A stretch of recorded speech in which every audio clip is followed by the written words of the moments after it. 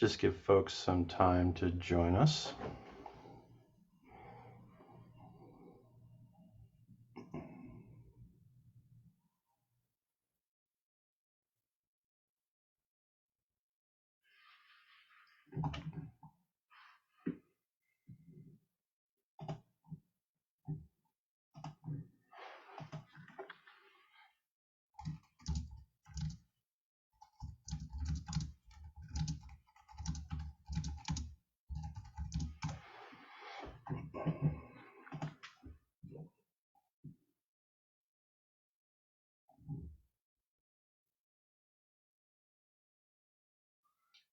All right, I think we're good to go. Hello, everyone, and welcome to the Western Resource Advocates webinar, Strengthening and Supporting Salt River Project Sustainability Goals. My name is James Quirk. I'm a Senior Communications Manager here at WRA and the Zoom webinar host for our event today.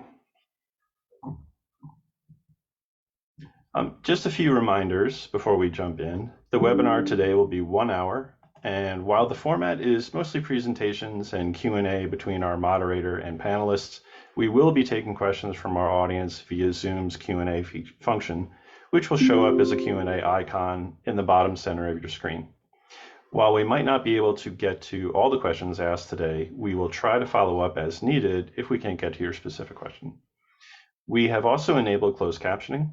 That feature should show up as an icon at the bottom of your screen as well, and you should be able to select it to turn it on or off throughout the webinar as you see fit. Also, this webinar is being live streamed to WRA's Facebook and LinkedIn pages and recorded. We will send everyone who is registered, whether in attendance today or not, the recording within the following week.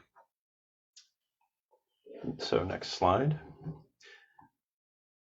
As a nonprofit, our work depends on donations and partnerships with businesses, organizations, and individuals throughout our region and beyond. Our generous sponsors and supporters listed here allow WRA to bring your important programming and resources like today's webinar to share solutions to the region's most pressing conservation challenges. And on our next slide, you'll see the WRA panelists that we will talk with today. We'll be featuring Emily Derfler, our attorney, Alex Ruthier, our Arizona Clean Energy Manager, Kim Mitchell, Senior Policy Advisor, and Murphy Bannerman, Arizona Government Affairs Manager. With that, I will turn this over to our moderator, Emily Derfler. Emily is an attorney representing WRA in state-level regulatory proceedings here in Arizona, as well as state and federal litigation. She participates in a diverse array of rulemaking and litigated proceedings before various regulatory agencies with a focus on the Arizona Corporation Commission, or the ACC. She also assists in WRA's legislative advocacy efforts. And with that, I'll turn it over to Emily.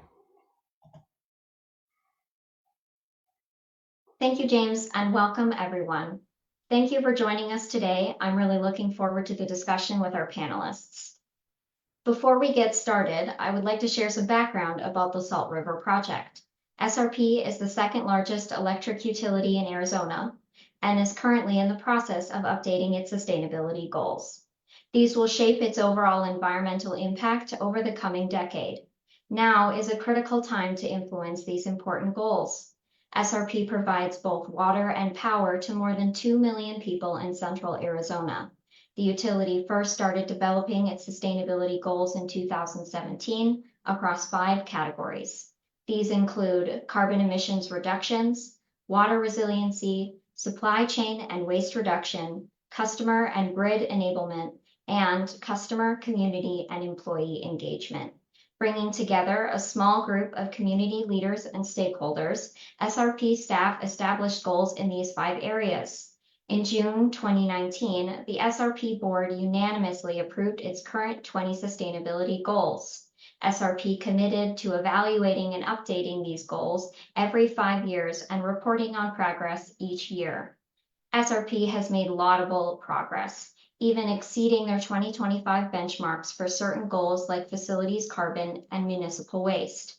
Over the past few months, SRP has been seeking stakeholder input on recommended updates to the 2035 sustainability goals.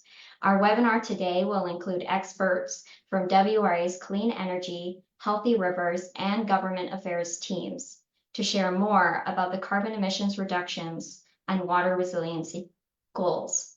We will also share our role on the Sustainability Advisory Group that SRP convened for input on the 2035 goals. With that, I'm happy to introduce my colleague and our first panelist for today, Alex Ruthier, the Arizona Clean Energy Manager and Senior Policy Advisor at WRA. Alex manages the clean energy team in Arizona. In this role, he works to expand clean energy, accelerate grid modernization and transportation electrification, and limit greenhouse gas emissions. He analyzes regulatory filings at the Arizona Corporation Commission and participates actively in working groups with utilities into Arizona, particularly Arizona Public Service, Tucson Electric Power, and Salt River Project on long-term and integrated system planning. He received his PhD in electrical engineering from ASU, and his doctoral dissertation identified several barriers to large-scale implementation of solar photovoltaics into the modern US electricity system, along with solutions to help mitigate these challenges. Thanks, Alex. Thanks, Emily. Good morning, everyone. Today I'll be discussing SRP's generation carbon goal. It was the first and we think most important of the goals that SRP has set through this process. The vast majority of greenhouse gas pollution in Arizona comes from electricity generation. Greenhouse gas pollution drives climate change, disrupts the water system, harms our health, and threatens our economy. A rapid transition to clean sources of electricity generation has a multitude of benefits, including improved air quality, new jobs and economic development, reduced exposure to volatile fossil fuel prices, and lower energy costs overall. SRP has already made some important progress, notably over the past few years adding significant amounts of new wind, solar, and storage resources to the grid. Additionally, the flow battery pilot that SRP is working on at their Copper Crossing station is a great example of SRP leading the way. The project is designed to store energy for SRP's customers during daytime periods, largely from Arizona's abundant solar generation, and return that energy to the grid at night. It will store enough energy to power about 1,125 homes for approximately 10 hours. This is cutting edge energy storage. So it is exciting that SRP is doing the hard work to figure this out with a real world project. And SRP has also committed to sharing their findings from this pilot program with the Electric Power Research Institute to not only help improve SRP's system, but also the broader electricity industry. While SRP has made great progress, it is still a significant source of greenhouse gas pollution that drives climate change. Based on SRP's most recent reporting, they emitted over 20.6 million tons of carbon pollution from May 2021 to April 2022. Because of this, SRP has an important role to play in fighting climate change in our region. Before we get into specific goals, I think it's important to understand there are many different ways to set decarbonization goals. And today we're going to focus on two methods. The first being the mass-based goal, and the second way is an intensity-based goal. And so we see a mass-based goal as kind of the gold standard of decarbonization goal setting. And a mass-based goal would be a goal to reduce the total number of tons of carbon dioxide emitted by a utility's generation fleet. By contrast, SRP's current goal is an intensity-based goal, focused on reducing the tons of carbon dioxide pollution per megawatt hour of electricity that they generate. This is fine if the amount of electricity that you're generating is constant year over year. But if the overall demand for electricity is increasing, then the utility's total amount of emissions can still continue to grow. This intensity-based goal obscures the true task at hand, which is to reduce the total tons of greenhouse gas pollution entering the atmosphere. Okay, so back to a little bit about specific goals. In 2021, the United States rejoined the Paris Agreement, an international treaty on climate change, with the goal of keeping the rise of average global temperatures to below 2 degrees Celsius and avoiding the most devastating impacts of climate change. The same year, the U.S. set its nationally determined contribution, essentially what our country will do to achieve this critical planetary goal. The U.S.'s commitment is to reduce net greenhouse gas emissions across the entire economy 50 to 52% by 2030 from a 2005 when compared to 2005, so from like a baseline of 2005. To achieve this level of emissions reductions most cost effectively, multiple modeling efforts have demonstrated the power sector will need to reduce carbon pollution from electricity generation at least 80% by 2030, in part by rapidly shifting away from reliance on emissions-intensive coal generation.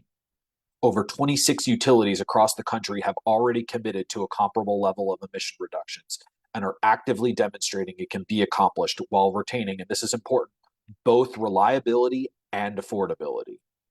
Earlier in this process, SRP proposed an updated generation carbon goal of reducing the tons of carbon dioxide emitted per megawatt hour of electricity generated 75% by 2035, which falls short of the science-based standard. Just last week, SRP updated its proposal. The sustainability goal that the SRP board will consider next month now include a generation carbon goal to reduce the tons of carbon dioxide emitted per megawatt hour of electricity generated 82% by 2035. WRA welcomes this amendment to the generation carbon goal as it is more ambitious than the original proposal. And in the longer term, we know that more ambition is necessary. SRP's updated goal still falls short, and we need to move faster in this transition.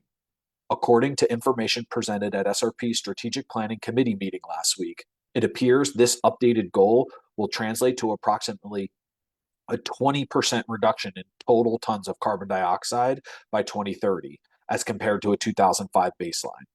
So while this updated generation carbon proposal is a step in the right direction, it's important to note the significant work that's still ahead. Depending on how much SRP increases its delivered megawatt hours over the next decade, it would be possible for SRP to achieve its intensity-based goal while still increasing its total emissions. In fact, SRP projects its total carbon pollution will in fact increase in the short term due to its continued reliance on emissions-intensive coal, before declining more rapidly in the later years as coal transitions off the system. The problem is that climate change is a cumulative emissions problem. As greenhouse gases accumulate in the atmosphere, we see impacts accelerate. From a science-informed climate mitigation perspective, a ton of carbon dioxide avoided today is a lot more valuable than a ton avoided in 2035. SRP projects a significant amount of load growth between now and 2035.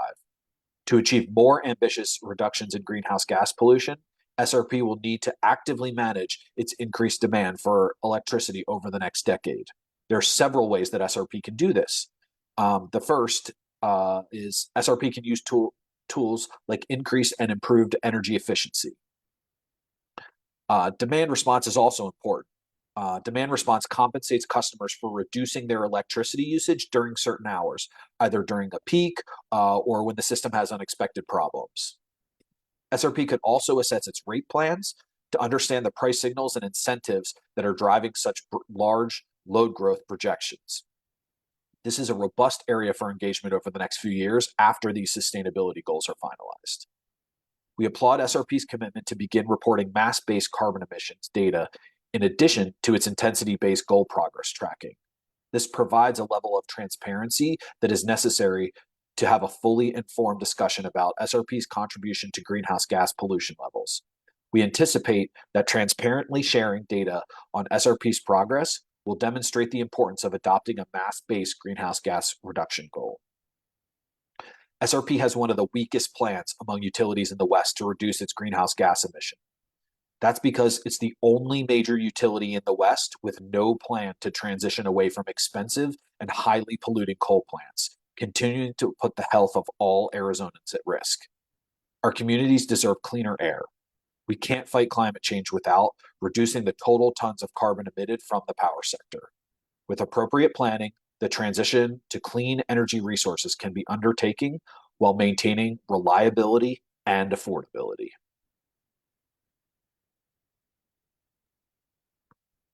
Thanks, Alex, for that overview about carbon emissions and how SRP can fight the impacts of climate change. Super informative. Next, we would like to welcome Kim Mitchell, Senior Policy Advisor on our Healthy Rivers team at WRA.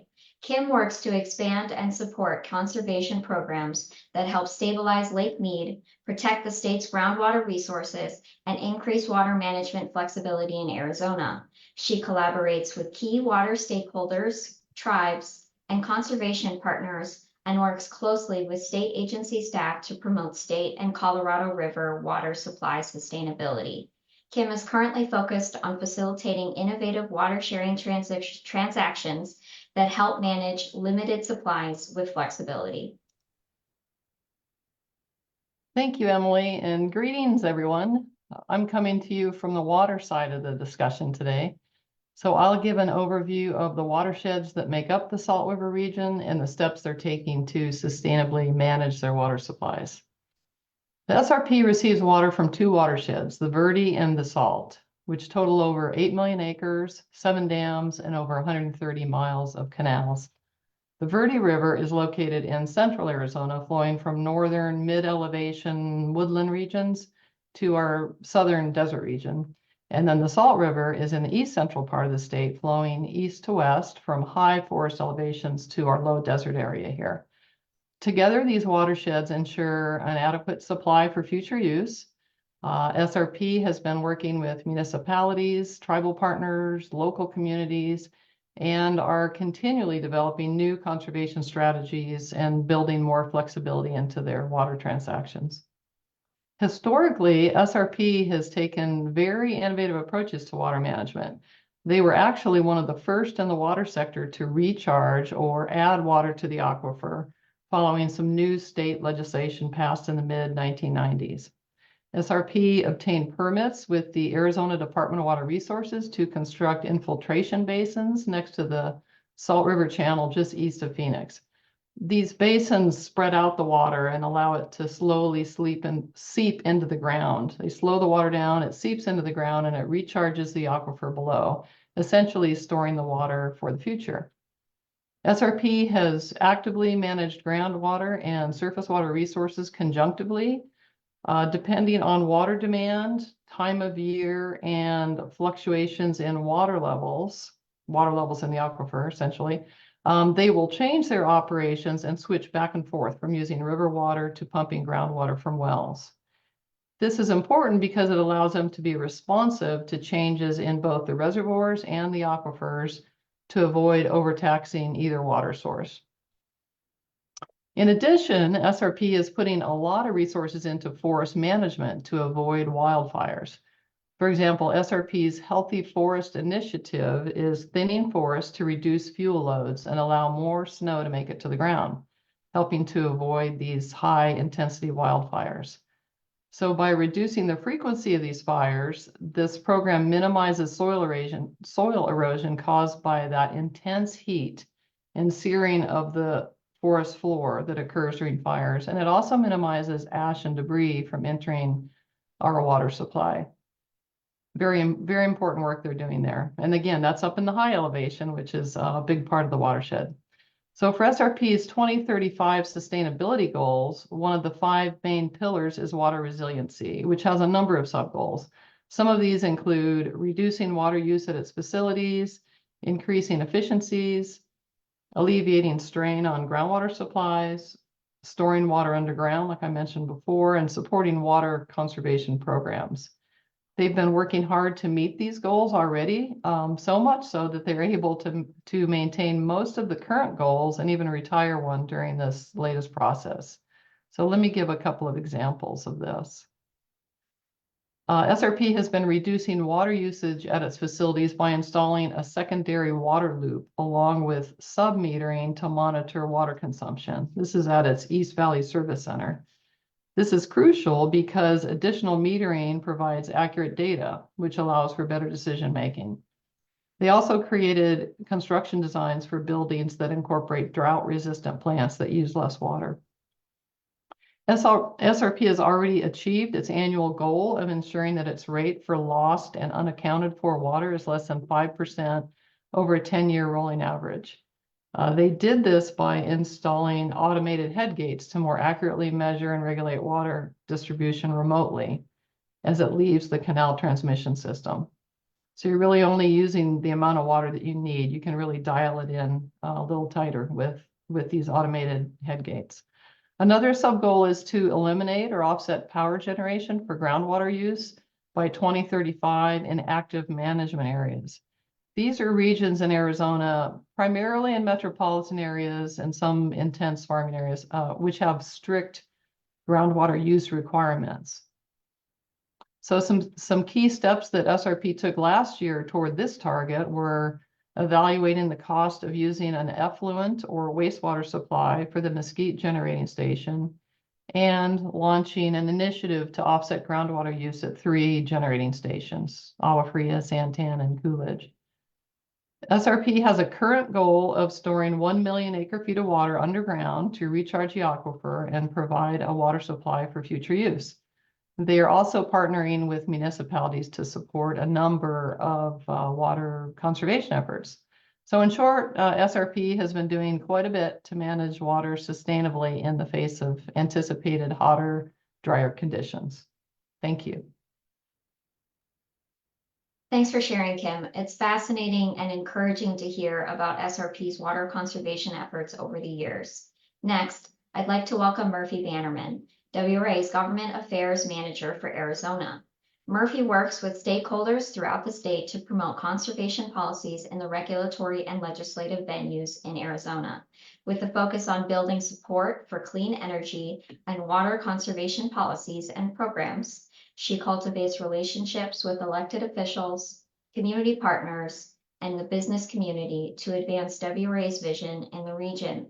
She also serves on Arizona Forward's Central Regional Council, helping to inform the organization and its members on sustainability issues. Thanks, Murphy. Thank you. So WRA was grateful to participate in SRP Sustainability Advisory Group, along with experts from other environmental organizations, local governments, renewable energy trade organizations, and large businesses. In these meetings, we delved into the growing critical energy needs facing SRP and Arizona as a whole in the face of climate change. We commend SRP for many of the proposed goal revisions, especially those related to energy efficiency and transportation electrification, and for engaging this stakeholder group in the update process. As part of its goal update process, SRP staff also held a public input week in January to solicit feedback and input from the customers and community members. These included 2 components: an invitation to 3 informational open house style public meetings was emailed to SRP customers, and an online feedback form was available on the SRP website for those who weren't available to attend. We deeply appreciate this effort to engage the public and the broader community in this important process. However, we also see opportunities for improvement in future public engagement efforts. All 3 public meetings were held in the evening across the valley from 5 to 7 p.m. during the week of January 8th, at the very end of the update process. However, customers and stakeholders received very little notice of the scheduled meetings, and several community groups couldn't make it on short notice. I personally attended one of these open houses and saw key SRP staff members were available to answer questions. I was glad to see information provided, like posters and a 1-page overview. The 1-pager was offered in both English and Spanish, although no further Spanish language resources were available. The online form that SRP posted on its website to solicit feedback from ratepayers was brief and only included 3 substantive questions. What do you appreciate most about the proposed goals? What would you like to see more of, better, or different? And do you have additional comments or feedback about the sustainability goals you would like SRP to consider?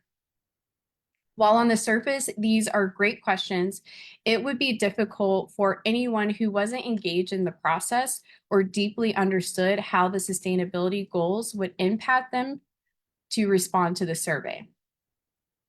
In the future, we encourage SRP to explore additional opportunities to expand public engagement around critical issues, such as sustainability goals update process.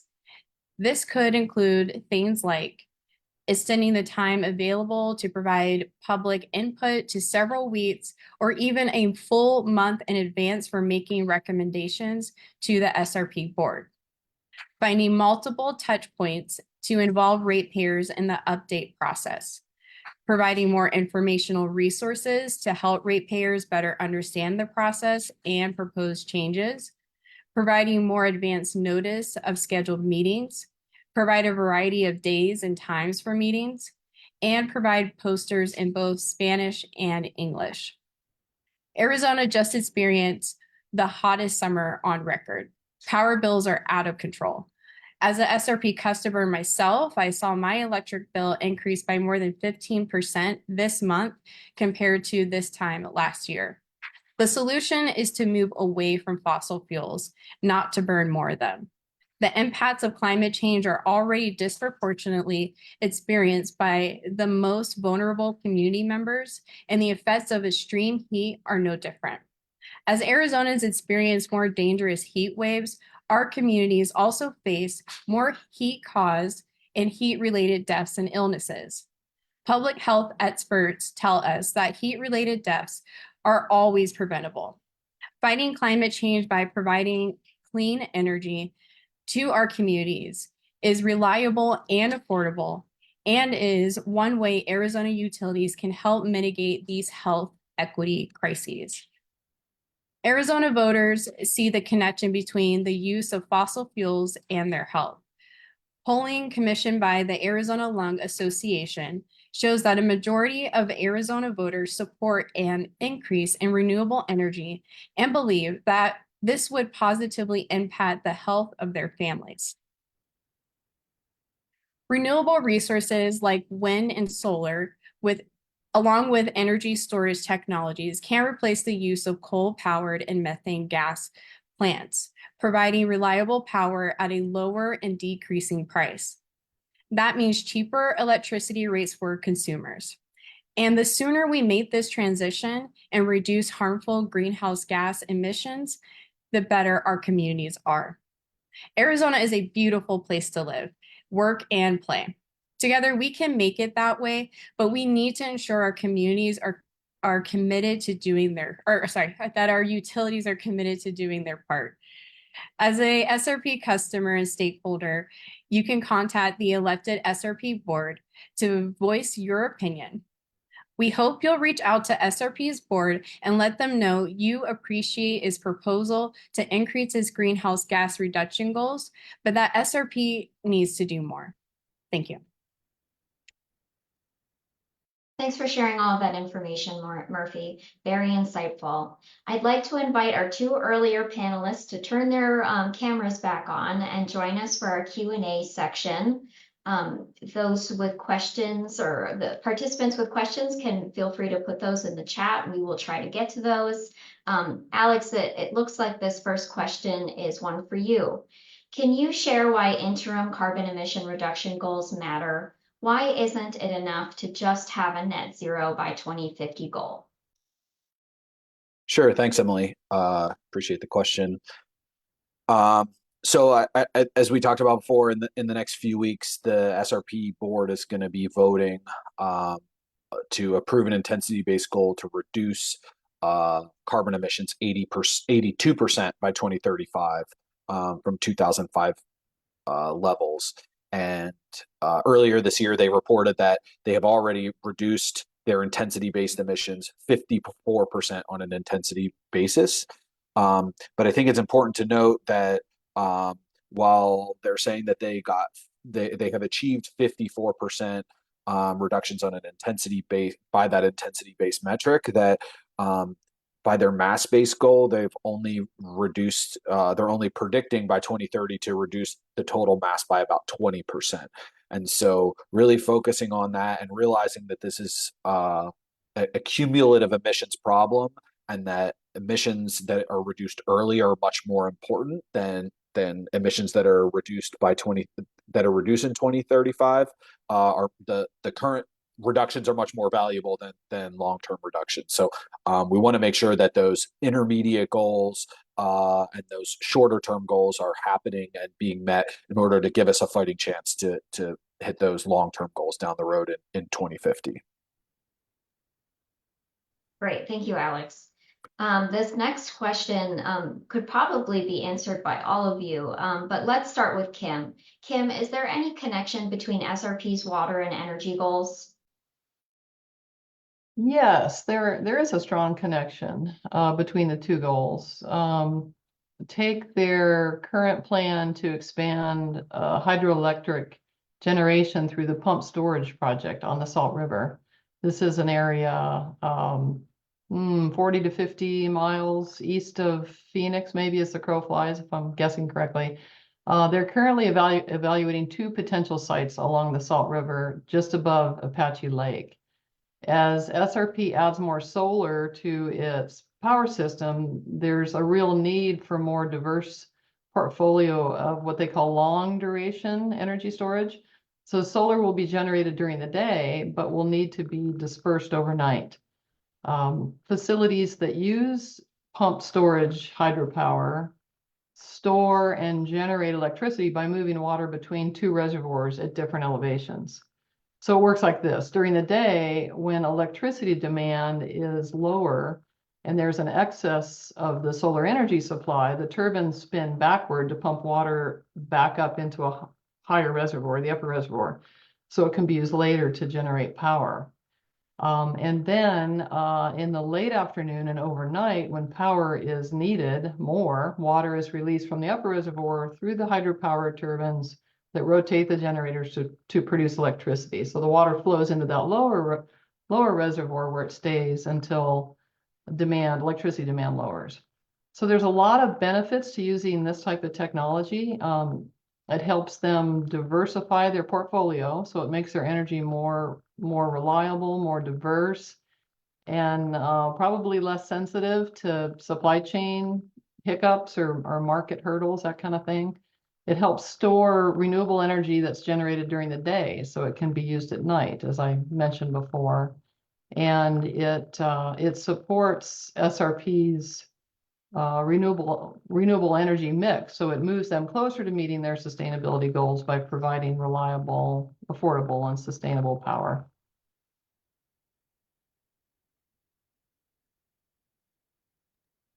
Alex, did you have anything to add to that?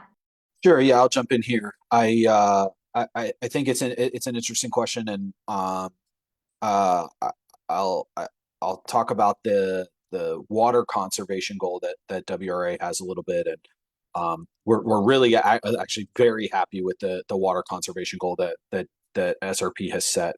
It's ambitious, and we had long discussions in the advisory group meeting about how SRP is needing to be more innovative and creative in order to be able to meet this goal, and we're happy with how they're doing there. And that goal is from the time that they set the goal in 2017 until 2035. The end period is to over that period conserve 5 billion gallons of water, and that's a large amount of water. And like I said, we're very happy about that, and it is a great goal.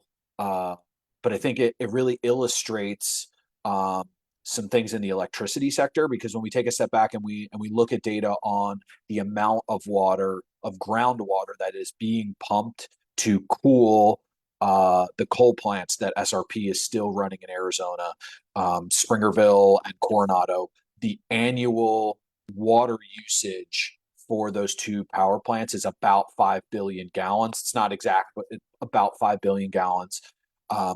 So a very aggressive water conservation goal to over a 17 or 18-year period to conserve 5 billion gallons of water. You can conserve that amount of water annually if you close those two coal plants. So there's a big connection between water usage and power generation. So we want to remember that those coal plants are using a substantial amount of water. Thank you, Alex. Murphy? Yeah. So I think it's important to remember that carbon dioxide is a greenhouse gas and it's released into the atmosphere, which is driving climate change. Climate change poses a significant threat to Arizona and the West broadly. Climate change has reduced safe and reliable water supplies, disrupted food systems, increased property damage, drives displacement of people and wildlife, among others. Given SRP's long history as a water provider, the impacts of climate change on Arizona's water system are of particular note. Climate change is reducing surface water and groundwater availability. And as we already know, the Southwest is in a extended extreme drought as it is. And we are already projected to see increasing records of heat in our area. So as climate change drives higher temperatures, the result is hotter extreme heat waves, drier soil, greater atmospheric evaporation demand, and reduces flow in major river basins. Lastly, the most important thing the power side of SRP can do is to reduce carbon emissions to stop the warming of the climate. Murphy, coming back to you, how can SRP customers contact their local board or council members if they have questions or concerns about these sustainability goals? Yeah, so one of the best ways to get in contact with SRP is to go through their corporate secretary, John Felty, and I believe we're going to drop the link to his email address. It's corporatesecretary@srpnet.com. You can also send in letters to the SRP board headquarters, and we will post the address for their headquarters as well. Thanks, Murphy. We appreciate it. Kim, I'm going to switch over to you for this one. How is SRP's watershed affected by climate change, and what is SRP doing to address its impacts? Oh, yes. Well, Murphy touched on some of these aspects, but researchers are telling us that our temperatures are going to be climbing, and as a result, with warmer temperatures, that commonly leads to drier soil conditions in the watershed. So that relates to a decrease in water supply, and again causes more widespread wildfires, which we were talking about earlier also. There's also more unpredictability in the precipitation patterns, so it's harder to plan for your water future. But SRP is putting a lot of resources into their water supply planning and forest management, such as that Healthy Forest Initiative that I spoke of earlier. Thanks, Kim. Alex, SRP services one of the fastest growing regions in the country. Can SRP transition to renewable energy resources without driving up costs for customers? Yeah, thanks, Emily. That's a great question, and I think the simple answer is yes. I think that it is possible, and I was able to pull up some statistics here to share. So in fiscal year 2023, SRP added 400 megawatts of new solar, and contracts are in place for an additional almost 1,700 megawatts to help to meet their 2025 megawatts by 2025 initiative. And SRP is working with developers to implement almost 1,100 megawatts of storage resources and about 160 megawatts of wind resources by 2025. So there are significant efforts going on there. And I think the thing that we see time and time again, not just with SRP, but with other utilities, is that when they're doing modeling and they're looking at the future, that the cheapest resources that they are seeing, the least expensive resources, least cost resources, are renewables and storage technologies. And I think we see that, like I said, time and time again, both from SRP and from other utilities around the country. And I'll just say that like with these resources that I just named, SRP issues through a bid process a request for proposals on new energy to build, and these are the resources that are winning those bids. And so it just shows that when you compare apples to apples and you put them on a level playing ground and you allow developers to make bids into these resource acquisition processes, that it's renewables that are winning time and time again. Thanks, Alex. That's really interesting. Murphy, back to you. Who was at the table during the Sustainability Advisory Group conversations, and were any groups or voices missing? What about for the public comment period? Thank you. So for the participants in the SRP advisory group, it was by invitation only. And because of this, some organizations were not even aware of this process, leaving out some critical voices, such as grassroots organizations that would have liked to participated and share their perspectives, but were unable to due to the invite-only nature. For this round of updates and engagement, which started back in mid-2023, the Sustainability Advisory Group included a mixture of large national businesses, cities, WRA, and a few other environmental partners as well. For the other part of this advisory group, the public comment period was limited to a week, as we mentioned before, only open at the very end of the update process and was not widely advertised. So there wasn't a lot of notice for people to make it and attend these public house meetings. So we really encourage SRP to bring more interested parties to the table in the future and to create more spaces for the public to meaningfully engage with them in the future. Thanks, Murphy. Kim, this next question it's a bit similar to the question asked before, but it's concerning the Colorado River Basin. So the Colorado River Basin is experiencing water shortages. How has this affected SRP's watershed? That is a really good question. Thank you. And it's interesting because there's been a fair amount of research into this.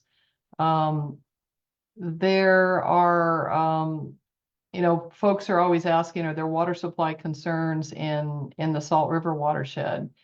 And when you live in the desert Southwest, drought and water shortages are always a concern, but water managers have been planning for this for decades. But interestingly, in Arizona, within the Salt and Verde watersheds, we're seeing reductions in stream flow, but not to the same extent as the upper states in the Colorado River system, like Colorado and Utah. Researchers from University of Arizona, Arizona State University, United States Department of Agriculture, and the Bureau of Reclamation have all been working on this in the past few years, trying to figure out kind of what the difference is. And it's essentially due to two factors, due to the differences in the timing of snowmelt that feeds the Salt and Verde rivers and the reservoir response. So our runoff season here in Arizona is earlier in the year when the sun angles are lower in the sky and it's cooler. And as a result, we're not losing as much water to sublimation, which is a term that just kind of refers to water that the water content in the snow vaporizes into the atmosphere. It doesn't melt or make it in, or turn into liquid water and make it into the soil and streams. So the fact that our runoff season is earlier helps us out. Another factor that works to our advantage here in Arizona is that during severe drought years, when we've had a whole string of low flow or low runoff years, and reservoir storage is low, and I'm talking about the reservoirs that are within Arizona, a single wet winter can actually fill our reservoirs. So we have a quick response that way. So while we certainly have there's always water supply concerns. We do have a pretty diverse portfolio in the Phoenix area, not so much in other parts of the state, but it's just, I think it's an interesting interesting to look at the factors that play a role in the water supply. We are agreed there. Murphy, hopping back to you, how would the board elections are coming up in a few months. How would an SRP customer find out if they can vote in next month's board election, and how would they vote? Yeah, so like you said, it's coming up in April. So April 2nd, 2024 is the next SRP board election. Generally, only residents living within SRP service area who own land can vote in the upcoming board election. SRP elections can be a bit confusing. So the best way to determine if you can vote is to reach out to the elections information line. We've added this number, I believe, to the chat, as well as you can also email them. It's election@srpnet.com. And I believe we'll also add that to the chat. So the deadline to register to vote is March 4th, and you can also request an early mail-in ballot as well. Thanks, Murphy. Alex, this question is from a participant, and they ask, if SRP can save a lot of water with coal retirements, does it sound right to you that while they keep coal units online, they are asking customers to invest in water efficiencies at their own buildings? Is coal unit retirement an easier and bigger way to get water saving sooner?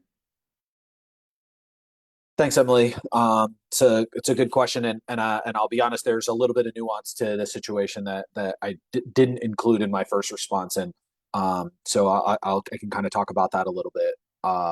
So the water conservation goals are really focused on what SRP calls their active managed areas, which is a little oversimplification, but basically a big circle around the Phoenix area, where they're really trying to focus on reducing surface and groundwater usage. And the water that is the groundwater that's being pumped for those coal plants is outside of that active managed area, on the kind of the eastern border of Arizona, both in St. John and in Springerville. And so while there is significant groundwater being pumped, and conserving groundwater is definitely a concern in both in the Springerville and St. John communities, because there is a large population in the Phoenix area. Conservation in that very densely populated area is also very important. So I think both of those things can be working in concert, and both are important to, pardon me, look forward to our water future in Arizona and making sure that we're doing things in a sustainable way. Thanks for that response, Alex. So this last question I will ask of all of you, and on a positive note, what does a bright climate future in Arizona look like to you? Alex, if you want to start since you're on screen. Oh, put me on the spot. I mean, I think a bright climate future to me is where everyone has access to clean, affordable, reliable energy, that we have access to the water that we need, and that all of the people that are served by SRP and the other utilities in Arizona are all given equal opportunity to take advantage of the benefits that come from that future. Thanks, Alex. Murphy, I want to ask that same question to you. I would say a cleaner environment here in Arizona, better air quality, which will come from that transition from coal in our current energy grid to more cleaner renewable energy resources. So I think just having cleaner air, as well as, making sure that this is a place where all communities are able to participate in this process when we're looking at the sustainability of our state going forward. Thanks, Murphy. Kim, what does a bright climate future in Arizona look like to you? Thank you, Emily. Well, I'm going to have to talk about water again because that's my shtick. But I would say a bright climate future for me will include strategies that will allow a more collaborative approach from all of our water users, stakeholders, to the way that we manage our water supplies, in the hopes that it leads to lower water demand and especially balancing the needs of our rivers and our aquifers and communities that rely on these critical and valuable resources. Great. Thank you, Kim. And with that, I will pass it over back to James. Hey, everyone. So I just want to thank all of our panelists and moderator Emily. There's so much great information. I hope everyone can take away a lot of the points we drove home today. And I just wanted to end out with a few points. You'll see on the slide here, we really encourage everyone within SRP's service area to raise their voice. And we have some information here to submit comments on the upcoming board meeting and to get some information about how to attend. Also, some information about the upcoming board election. It's coming up soon, April 2nd. And as we mentioned earlier, this slide has some information. If you have questions about SRP's elections, this is where you can go to on the web to get some more info. You can also call the election information line and email elections@srpnet.com. And finally, again, I want to thank everyone for joining. I think this was a really great opportunity to discuss a lot of complex issues, but issues that really affect so many Arizonans. You can watch for the recording in your inbox in the next few days and links to other resources. And if you're interested in supporting our work in Arizona and our on-the-ground solutions to climate change, please visit our website, westernresourceadvocates.org. And again, thanks for joining us today.